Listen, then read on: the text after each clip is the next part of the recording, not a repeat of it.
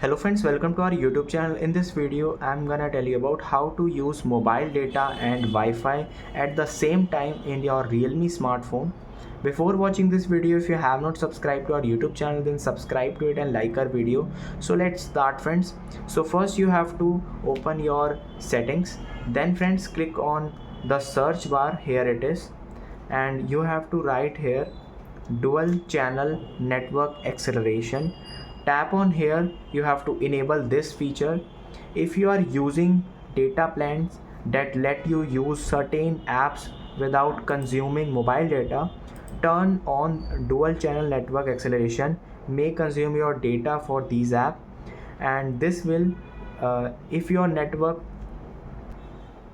and friends, if you are having good network connection of Wi-Fi, so it will suggest Wi-Fi. If you are having both the network Wi-Fi and internet on, so it will suggest the best one. So friends, here also written use Wi-Fi and mobile data at the same time for a faster internet experience, and this will be applicable on this Chrome, Facebook and internet. You can see. I hope you like this video. If you like this video, thanks for watching.